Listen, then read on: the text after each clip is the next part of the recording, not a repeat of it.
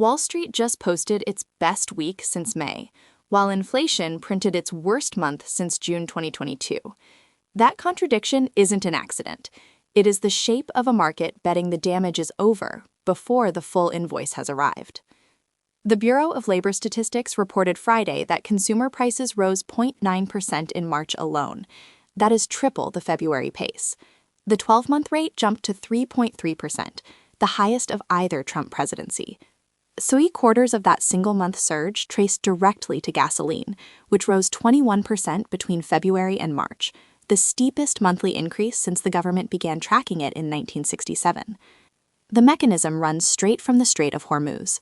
When Iran blockaded the waterway in late February, roughly 20% of the world's seaborne oil supply was rerouted or disrupted overnight. Refiners absorbed the shock first, then pump prices followed, then jet fuel. Delta flagged the hit this week, warning of meaningful capacity cuts as fuel costs bite into margins that were already thinning. The University of Michigan Consumer Sentiment Survey tells the downstream story. The April reading fell to 47.6, a record low, down more than 10% from March in a single month.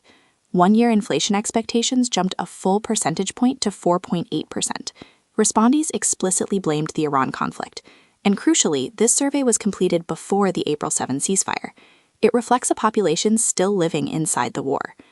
The Federal Reserve's position is now visibly uncomfortable. Fed Governor Mary Daly said the oil shock means bringing inflation back down will simply take longer. CME FedWatch shows rate cut odds for this month below 1%. Even year-end cut pricing has compressed sharply. Markets entered 2026 expecting multiple cuts. That path now depends on energy prices staying down, which requires the ceasefire to hold, the strait to fully reopen, and Iran's reported crypto tool scheme to stay unenforceable at scale. That last condition is not guaranteed. Iranian officials publicly stated they plan to charge oil tankers passing through the strait in digital assets. Crypto analytics firm TRM Labs confirmed Iran's military has already collected up to $2 million in payments since mid-March, accepting Bitcoin, Chinese yuan, and stablecoins. The formal toll system is not yet operating at scale, but if it does, the price of energy transit becomes a geopolitical variable with no historical precedent for market pricing. The same week, inflation confirmed its worst month in years. The Dow Jones Industrial Average added 1,300 points in a single session, its best day since April 2025. Goldman Sachs traders reported record fast money inflows heading into U.S. equities. The S&P 500 round-tripped to where it stood at the start of the war. That recovery is striking. It is also untested. The test begins Monday. Goldman Sachs reports first. Citigroup, Wells Fargo, JPMorgan Chase, and Morgan Stanley follow through the week. BlackRock and Netflix round out the early slate. Analysts expect S&P 500 blended earnings growth of 12.5% for the first quarter, the sixth consecutive quarter of double-digit growth. Information technology is projected to jump 44%. If tech delivers and energy companies absorbed the war's costs silently, the bull case survives intact.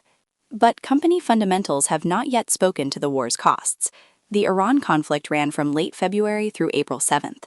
Most Q1 earnings will cover January through March, exactly the window when energy prices were spiking, consumer sentiment was collapsing, and supply chains were rerouting. Delta's warning this week was early evidence. It will not be the last. CoreWeave offered a counterpoint Friday, surging 11% after announcing a multi-year infrastructure deal with Anthropic to power Claude. The deal followed Meta's commitment of an additional $21 billion to the platform, bringing its total CoreWeave commitment to $35.2 billion. 9 of the top 10 AI model providers now use CoreWeave's infrastructure. Nvidia's Jensen Huang reiterated a combined $1 trillion sales forecast for Blackwell and Vera Rubin GPUs through 2027. The AI build-out is accelerating regardless of geopolitical noise, and that momentum is finding its way into equity prices. The tension here is structural. AI infrastructure demand is real, funded, and growing. Energy costs embedded in Q1 are also real, and not yet fully visible in reported results.